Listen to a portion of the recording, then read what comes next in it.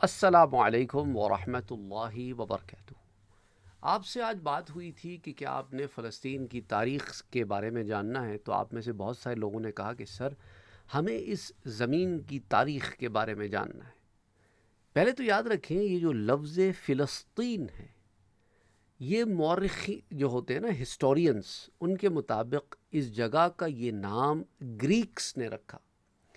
اس کو وجہ یہ بتاتے ہیں، دیکھو فلسطین کا جو علاقہ ہے، اس کے بارے میں کہتے ہیں کہ یہ جو ورڈ پیلسٹائن ہے، یہ دراصل لفظ فلسطیہ سے نکلا ہے، جو گریک زبان کا ورڈ ہے، جو وہ استعمال کرتے تھے ان لوگوں کے لیے جو اس علاقے میں رہتے تھے، جسے وہ دا لینڈ آف فلسٹائنز کہلاتے تھے۔ اچھا، اب اس کی ایک اپنی جغرافیائی تاریخ بھی ہے کہ اس کو ہولی لینڈ بھی کہا جاتا ہے، اسے کنعان بھی کہا جاتا ہے۔ یہ جارڈن ریور اور میڈیٹرینین سی کے درمیانی علاقے پہ لفظ فلسطین کا اطلاق ہوتا ہے۔ اچھا، اگر ہم تاریخ میں ذرا سا پیچھے جائیں تو حضرت یعقوب علیہ السلام اپنے بیٹوں کے ساتھ کنعان میں رہتے تھے، ارض مقدس میں رہتے تھے، لیکن فلسطین وہ جو آپ کو یروشلم اور ایلیا جسے کہا جاتا تھا ایک زمانے میں، اب آپ اسے جروزلم انگریزی میں اور یروشلم اردو میں کہتے ہیں، یہ اس طرح نہیں تھا جس طرح اب ہے، نہ اس کو وہ حیثیت حاصل تھی جو اب ہے۔ تو کنعان کی زمین میں کہیں حضرت یعقوب علیہ السلام اور ان کے 12 بیٹے رہتے تھے اور ان کی جو فیملی تھی۔ پھر آپ جانتے ہیں یوسف علیہ السلام مصر گئے، اور مصر جانے کے بعد پھر اللہ سبحانہ و تعالیٰ نے آپ کو ایک قدر و منزلت عطا فرمائی، تو آپ نے اپنی ساری فیملی کو، یعقوب علیہ السلام اور ان کے 11 بیٹے اور ان کی بیویاں اور بچے سارا کچھ اب مصر میں آ کے آباد ہو گئے۔ یہ 12 بچے جو تھے حضرت یعقوب علیہ السلام کے، ان سے پھر 12 قبیلے پیدا ہوئے اور یہ بنی اسرائیل بنے۔ حضرت یعقوب علیہ السلام کا ایک نام اسرائیل بھی تھا، تو چونکہ یعقوب علیہ السلام کی اولاد ہیں یہ سارے، تو یہ بنی اسرائیل یعنی یعقوب کی اولاد کہلائے، اسرائیل کی اولاد کہلائے۔ تو موسیٰ علیہ السلام کے زمانے میں یہ 12 کے 12 قبائل مصر سے نکلے اور اس کے بعد واپس ارض مقدس کی طرف روانہ ہوئے۔ اچھا، اللہ سبحانہ و تعالیٰ ان پر کیے گئی نوازشوں کو قرآن کریم میں مختلف مقامات پر بیان فرماتا ہے۔ مثال کے طور پہ سورہ البقرہ کی آیت نمبر 47 میں فرماتا ہے کہ اے بنی اسرائیل، یا بنی اسرائیل، تم یاد کرو میری ان نعمتوں کو، یا بنی اسرائیل اذکروا نعمتی التی انعمت علیکم، جو میں نے تم پر اپنی نعمتیں اتاریں، نازل فرمائیں، تمہیں عطا کیں، انہیں یاد کرو، یعنی شکر کرو ان کا۔ وَأَنِّي فَضَّلْتُكُمْ عَلَى الْعَالَمِينَ، اور میں نے تمہیں سارے زمانے پر فضیلت دی، تم میں ایسے اولو العزم رسول پیدا کیے، تمہیں اپنی کتابیں دیں اور تمہیں عزت دی، تمہیں بادشاہت دی، تمہیں ایک اعلیٰ مقام دیا۔ ان نعمتوں کو یاد کرو، اور تم نے کیا کیا؟ تم جب فلسطین کی طرف روانہ ہوئے تو راستے میں تم نے عمالقہ کو دیکھا کہ وہ بتوں کی عبادت کرتے ہیں، تو موسیٰ علیہ السلام سے کہنے لگے ہمارے لیے بھی کوئی ویژول خدا بنا دو۔ موسیٰ علیہ السلام ملاقات کے لیے گئے رب تعالیٰ سے، تو تم نے پیچھے بچھڑے کی پوجا شروع کر دی۔ اچھا، پھر موسیٰ علیہ السلام نے تم سے کہا کہ اللہ کہتا ہے کہ جاؤ یہ ارض مقدس میں جو قوم رہتی ہے اس سے لڑو اور یہاں اپنا ملک قائم کرو، کیونکہ وہ بت پرست تھے اور اللہ ان کے اوپر ایک اچھی قوم کو مسلط کرنا چاہتا تھا۔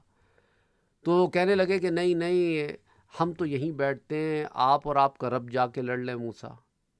تو اللہ سبحانہ و تعالیٰ نے ان کو پھر 40 سال تک وادی تیہ میں رکھا، اور یہاں تک کہ وہ ساری جنریشن مر گئی جس نے یہ باتیں کی تھی، اور اگلی جنریشن پروان چڑھ گئی۔ تو حضرت یوشع ابن نون نے پھر ارض فلسطین جو ہے، مقدس زمین جو ہے ان کے لیے، اس کے اوپر حملہ کیا اور پھر اسے فتح کیا، اور پھر لوگوں سے کہا بنی اسرائیل سے کہ دیکھے کہ جب آپ اس میں داخل ہوں تو رب تعالیٰ کی بڑائی بیان کرتے ہوئے داخل ہوں، لیکن بعض شرارتی لوگوں نے الفاظ بدل دیے تو آسمان سے بجلی نازل ہوئی اور انہیں وہیں سزا مل گئی۔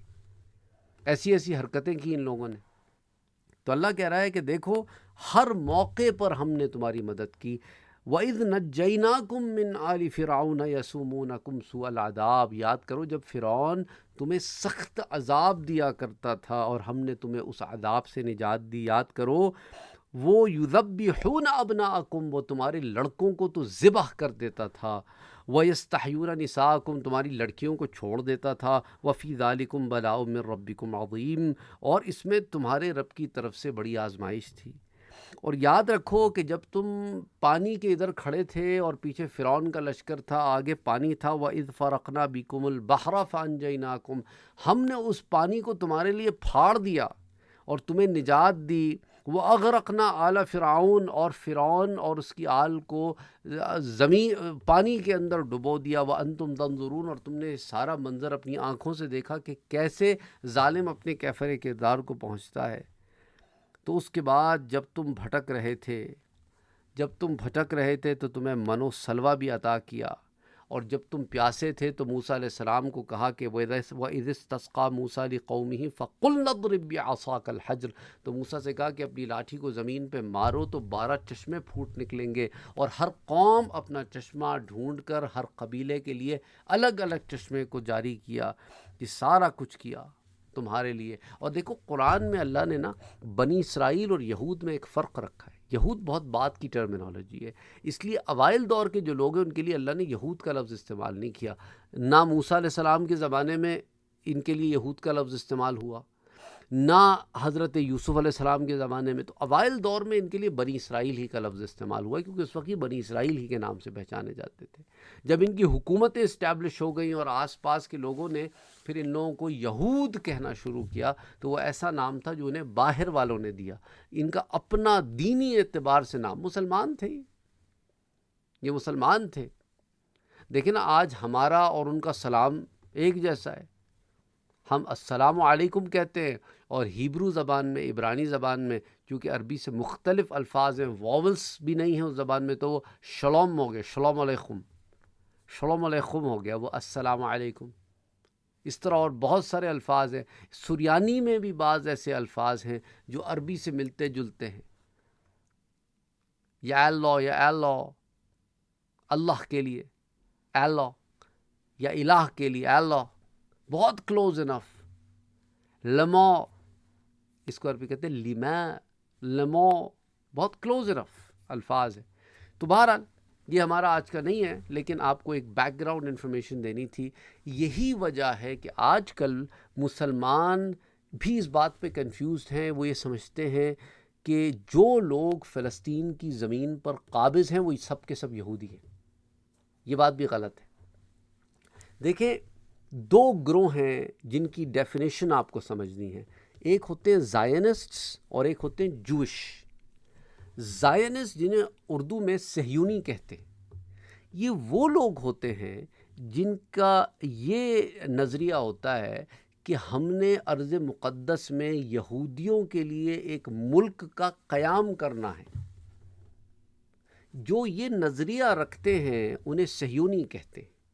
اور یہ یہودی بھی ہو سکتے ہیں، عیسائی بھی ہو سکتے ہیں، اور ایتھیسٹس بھی ہو سکتے ہیں، کوئی بھی ہو سکتا ہے. اس کا تعلق کسی مذہب سے نہیں ہے، اس کا تعلق ایک آئیڈیالوجی سے ہے کہ اسرائیل جو بنایا گیا ہے فلسطین کی زمین میں، وہاں پر وہ یہودیوں کے لیے ایک ملک قائم ہو اور قائم رہے. اس کے لیے محنت کرنا، جد و جہد کرنا، جان سے، مال سے، یہ صہیونیوں کا نمبر 1 کوشش ہے. اور اس کے اندر عیسائی اور یہودی اور مختلف مذاہب کے لوگ شامل ہیں. یہودی جو ہیں، جو مذہباً یہودی ہیں، وہ سب کے سب صہیونی نہیں ہیں. اس لیے یہی وجہ ہے جب فلسطین کی آزادی کے مظاہرے ہوتے ہیں تو اس میں یہود بھی کھڑے ہوتے ہیں کہ فلسطین کو آزاد کرو، کیونکہ وہ زائنسٹ جوئش نہیں ہیں، وہ جوئش ہیں، یہودی ہیں. ضروری نہیں ہے کہ ہر یہودی زائنسٹ ہو، یا ہر یہودی جو یروشلم جا رہا ہو اپنی عبادت، کہ ان کے لیے تو مقدس مقام ہے، وہ زائنسٹ بھی ہو، یہ ضروری نہیں ہے. بلکہ وہ کہتے ہیں ان کے ہاں جو یہود فری فلسطین کے جو علمبردار ہیں کہ اس کو آزاد کرو، کیونکہ کہیں ہماری کتاب میں نہیں لکھا کہ ہم نے اسے غاصبانہ طور پہ لینا ہے، بلکہ یہ کہ ہمارے پاس آئے گا، کیونکہ یہ پرومسڈ لینڈ ہے، اللہ اپنے وعدے کو پورا کرے گا. یہ نہیں ہے کہ ہم نے جا کے خود اس کو غصب کر لینا ہے. تو you need to understand the difference between Zionists and Jewish. تو امید کرتا ہوں کہ صہیونی اور یہودی کا فرق آپ کو سمجھ میں آ گیا ہوگا. اب آ جاتے ہیں فلسطین کی تاریخ کی طرف اور ان سوالوں کی طرف جو آپ میں سے لوگوں نے مجھ سے پچھلے چند دنوں سے پوچھے، جس میں سے بیلفور ڈیکلیریشن بھی شامل ہے، اس پر بھی بات کریں گے. 1885 میں چلتے ہیں. یہ جو زائونزم کی ٹرم ہے، اس کو پہلی دفعہ کوائن کیا گیا ایک وینیشین رائٹر تھا، نیتھن برنبوم نام تھا اس کا. تھیوڈور ہرلس یہ فاؤنڈر تھا زائونسٹ موومنٹ کا، جس کی کال یہ تھی کہ ریسٹور کیا جائے یہودیوں کے لیے ایک ملک، restoration of the Jewish state. اور یہ کوئی زیادہ پرانی بات نہیں ہے، 1896 کی بات ہے.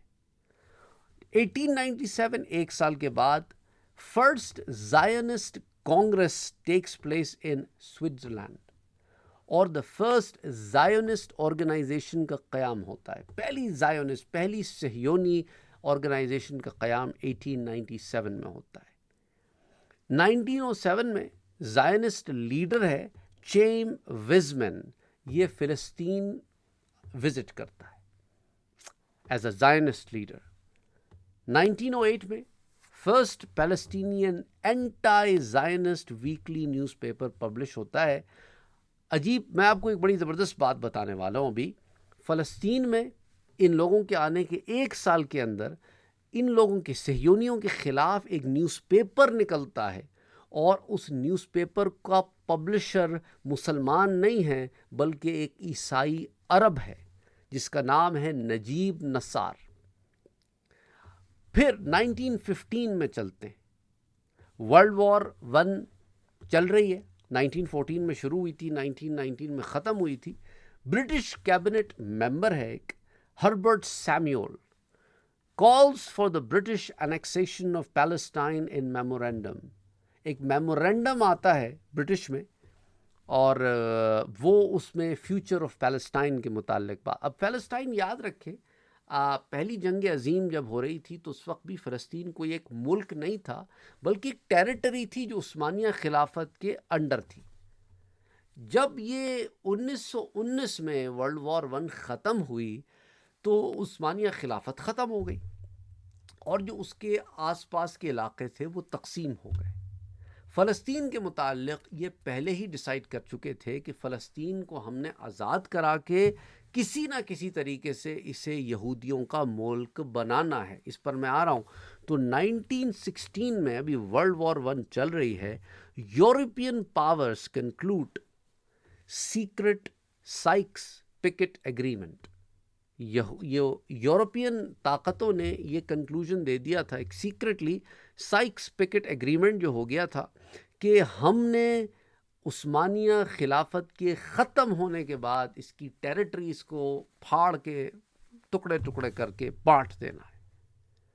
1917 میں بیلفور ڈیکلیریشن ہوا، اور اس پر بھی میں آپ کو بتاتا ہوں بیلفور ڈیکلیریشن کیا تھا. اچھا، اس کی ایک بڑی تاریخ ہے، وہ شاید آج کے ہم لیکچر میں کور نہ کریں کیونکہ بہت لمبی تاریخ ہے.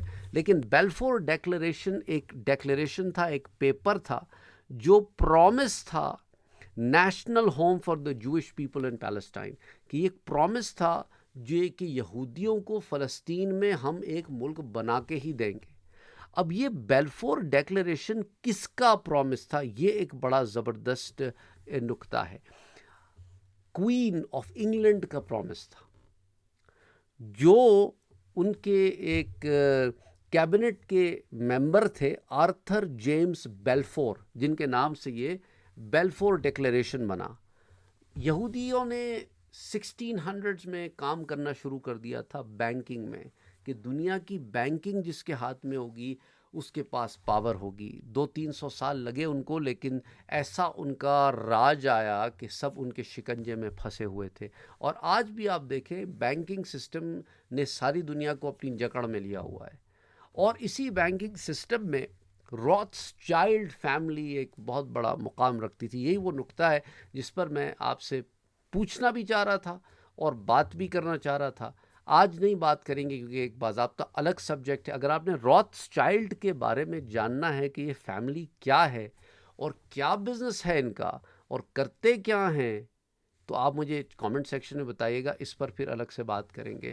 تو اتنے بارسوخ والے لوگ تھے، با اثر والے لوگ تھے کہ انگلینڈ کی کوئین نے یہ لیٹر بھجوایا ہے جو ان صاحب نے، آرتھر جیمز بیلفور نے لکھا روتس چائلڈ کو کہ dear Lord Rothschild, I have much pleasure in conveying to you on behalf of His Majesty's government the following declaration of sympathy with the Jewish Zionist aspirations which has been submitted to and approved by the یعنی کابینہ، جو England کی کابینہ ہے اس نے اسے approve کر دیا ہے، اور انگلینڈ کی گورنمنٹ جو ہے وہ اس perfectly fine with the fact کہ ہم آپ کو، آپ کی زائنسٹ موومنٹ کو سپورٹ بھی کرتے ہیں، اور آپ کی جو مانگ ہے ایک یہودیوں کا ایک ملک ہو، وہ بھی آپ کو دیا جائے گا۔ His Majesty's government view with favor the establishment in Palestine of a national home for the Jewish people and will use their best endeavors to facilitate the achievement of the object.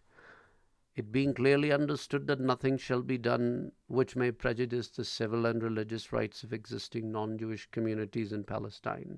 اور ساتھ ساتھ ہم اس بات کا بھی دھیان رکھیں گے کہ وہ لوگ جو یہودی نہیں ہیں ان کے رائٹس بھی فلسطین میں کسی بھی طریقے سے ان پر دھچکا نہ لگے، اور the rights and political status enjoyed by the Jews in any other country. I should be grateful if you would bring this declaration to the knowledge of the Zionist Federation.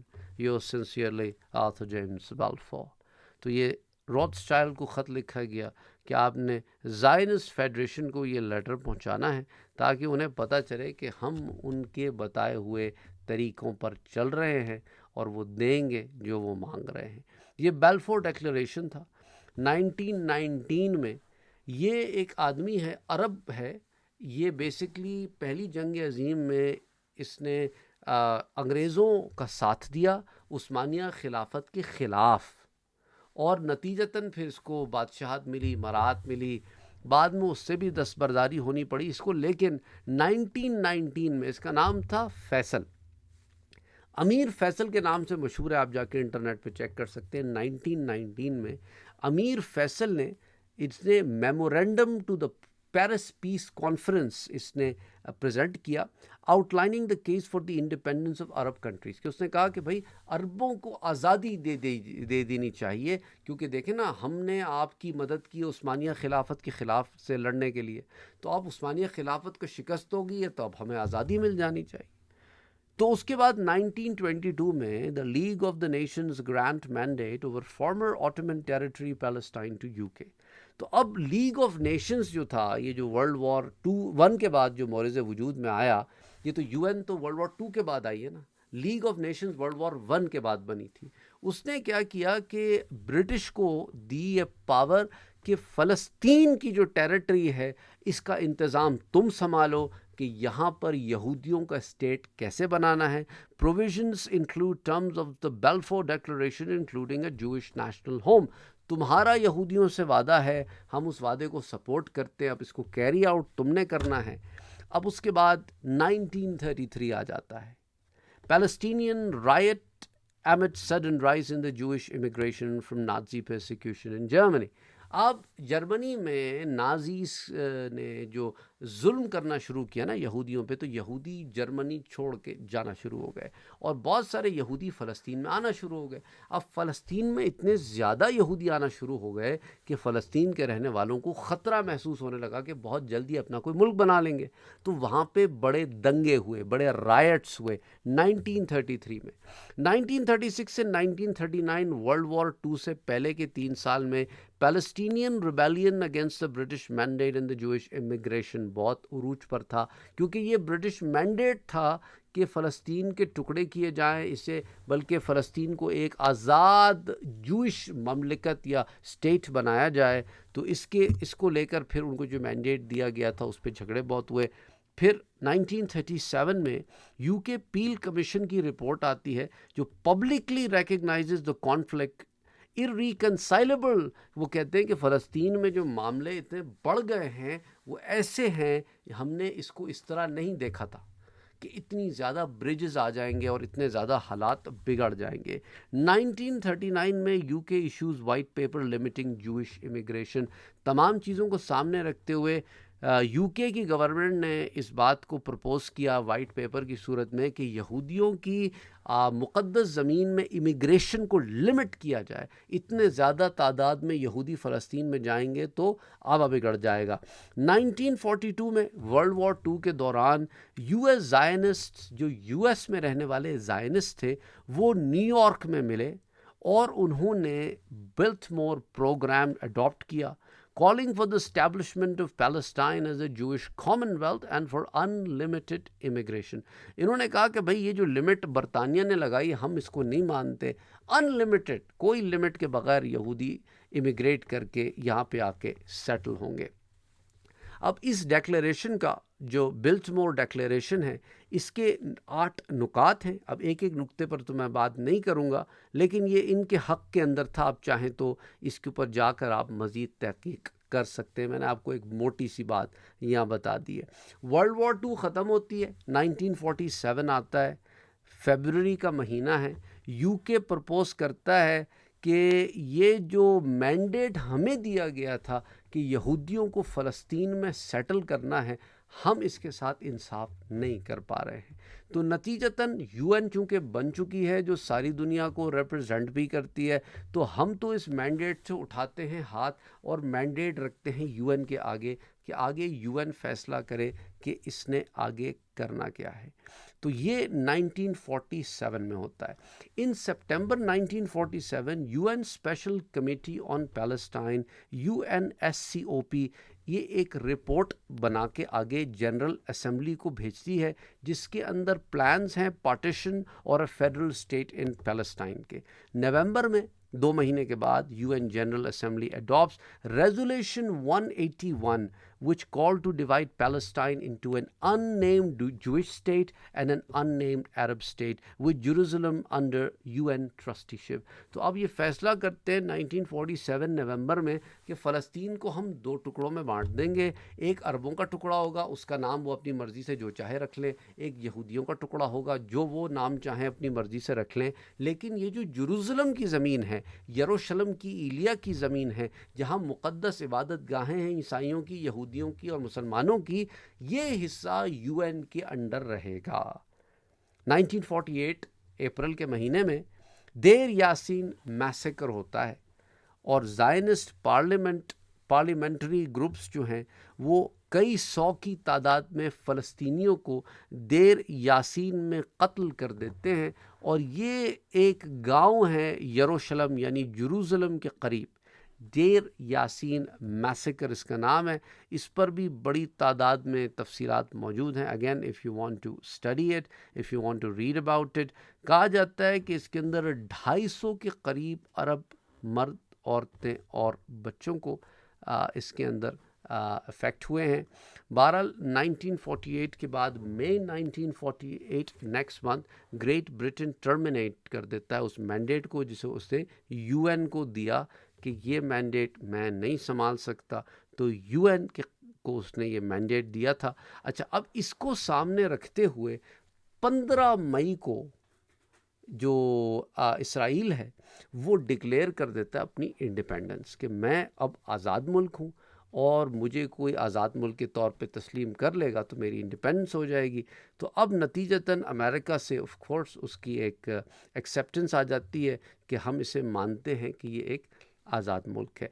تو 1948 مئی میں گریٹ برٹن نے terminate کیا، تھوڑے ہی دنوں میں اسرائیل نے اپنے آپ کو آزاد ریاست کے طور پہ سامنے رکھا، اور پھر نومبر 1948 میں یو این نے UNRPR اسپیشل فنڈ بنایا تاکہ ان فلسطینیوں کی مدد کی جا سکے جو بے گھر ہو گئے ہیں، جو ریفیوجیز ہو گئے ہیں، اور ان کی تعداد اس زمانے میں 5 لاکھ تھی۔ میں بات کر رہا ہوں 1948 کی، 75 سال پرانی بات۔ دسمبر 1948 میں یو این جنرل اسمبلی پاس کرتی ہے resolution 194 calling for refugees to be allowed to return، کہ وہ جو ریفیوجیز ہیں وہ واپس آئیں. جروزلم جو ہے وہ انٹرنیشنل رجیم کے انڈر رہے گا, اور UNCCP UN conciliation commission for Palestine جو ہے وہ replaces the UN mediator. February to July through July 1949 میں اسرائیل سائن کرتا ہے آرمسٹس ایگریمنٹ ایجپٹ سے, جارڈن سے, لبنان سے اور سیریا سے. 1949 اپریل اسی سال UN کنسلیشن کمیشن جو ہے وہ ریکنسائل کرنے کی کوشش کرتی ہے ان تمام پارٹیز کو جو اس میں انوالو ہیں. مئی 1949 میں UNGA جو ہے وہ اڈاپٹ کرتا ہے ریزولوشن 273 جس میں ایڈمٹ کیا جاتا ہے اسرائیل کو ایز اے UN ممبر. تو اب اسرائیل کو UN میں شمولیت بھی مل گئی ہے. دسمبر 1949 میں UN اسٹیبلشز UNRWA جو ریپلیس کرے گا پچھلے UNRPR کو جو GA ریزولوشن 302 کے تحت آتا تھا.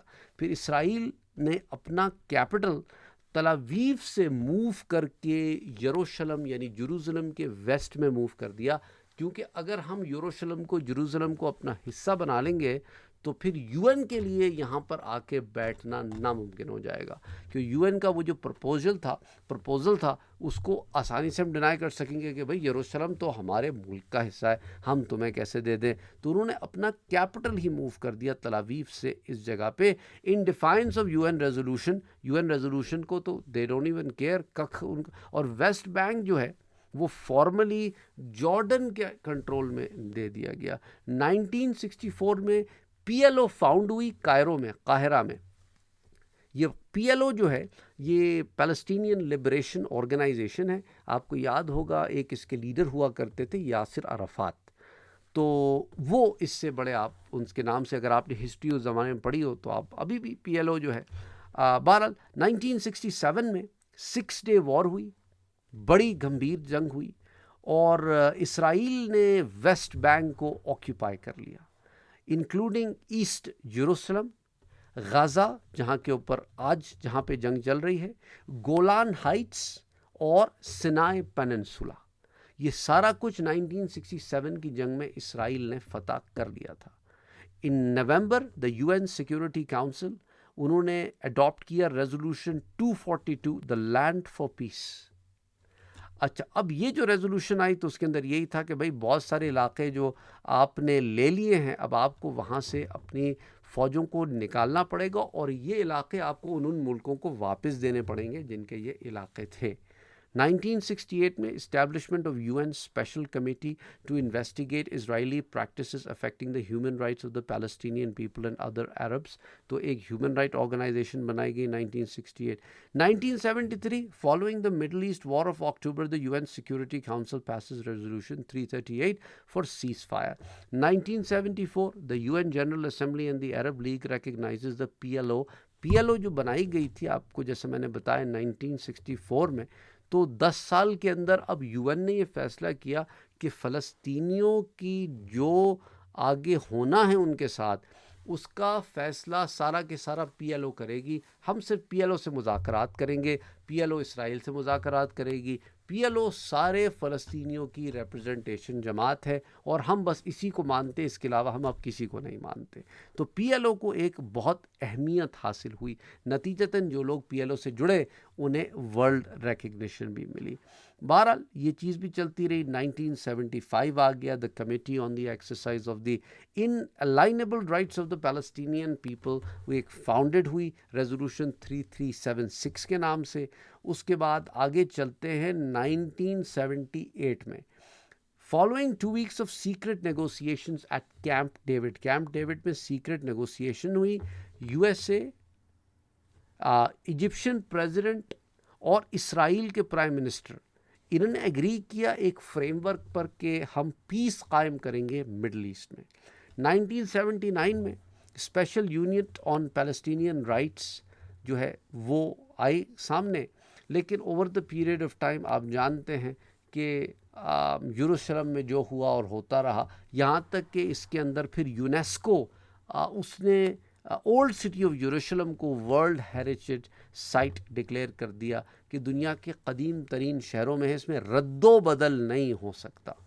اچھا, 1982 میں اسرائیل نے لبنان کو انویٹ کر لیا اور پی ایل او سے جو جنگ ہوئی اس کے نتیجے میں after a cease fire P L O forces withdraw to neighbouring countries despite guarantees of safety for Palestinian refugees left behind there are massacres at Sabra and Shatila camps. بہت میسو میسیکرز ہوئے. پھر اس کے بعد 1987 میں انتفاضہ ہوا which begins in the Jabalia refugee camp in غازہ.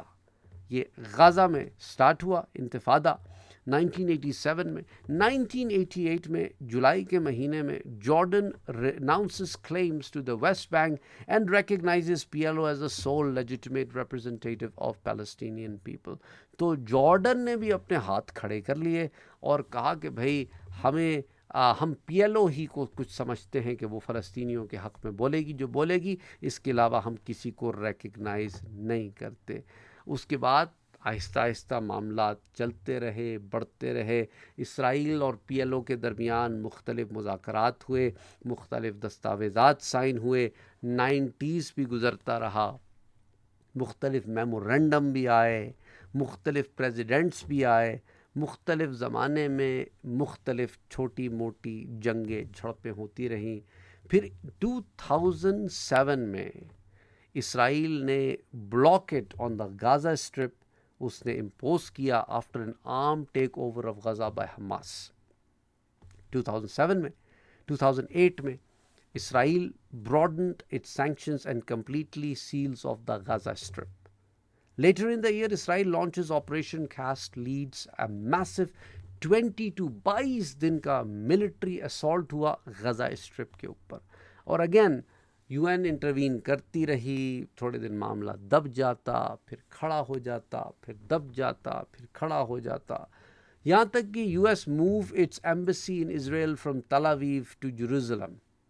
2018 میں جب 2017 میں یونائٹڈ اسٹیٹس کے پریزیڈنٹ ڈونلڈ ٹرمپ اناؤنس کیا کہ یو ایس نے اسرائیل کا کیپٹل جیروسلم کو ایکسیپٹ کر لیا ہے، یہ کہتے ہی اگلے ہی سال یو ایس کی ایمبیسی وہاں موو ہو گئی.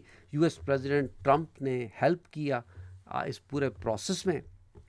اور اس کے بعد 2022 آتا ہے، general assembly adopts resolution 7723 of 30th November 2022 requesting the committee to commemorate the 75th anniversary of the Nakba for the first time in the history of the UN.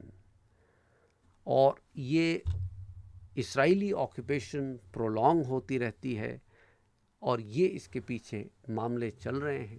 یہ ہر آئے گئے دن کچھ نہ کچھ ہوتا ہے، پھر ادھر سے ریٹیلیشن، ادھر سے جواب، اور یوں یہ معاملہ 75 سال سے چل رہا ہے. تو یہ کچھ اس میں ہسٹوریکل چیزیں تھیں جو میں نے آپ کے سامنے پیش کی. اس میں بعض ٹرمز تھیں جو میں نے تفصیل میں نہیں بیان کی. You can read more about them. There are so many resources out there if you want to read about these things. I hope کہ it was helpful. It was valuable for you guys. آپ کو اس سے علم میں اضافہ بھی ہوا ہوگا، کچھ سمجھنے میں ہیلپ بھی ہوئی ہوگی. اور اگین جو میں نے آپ سے شروع میں پوچھا تھا روتھ چائلڈ فیملی کے بارے میں، تو روتھ چائلڈ فیملی کے بارے میں اگر آپ نے جاننا ہے مزید تو مجھے بتائیں، تاکہ پھر انشاءاللہ تعالی اس پر بھی ہم کام کرتے ہیں تو پھر اس کام کو بھی آپ سے شیئر کریں گے. ٹھیک ہے، پھر اگلی دفعہ ملتے ہیں. السلام علیکم ورحمۃ اللہ وبرکاتہ.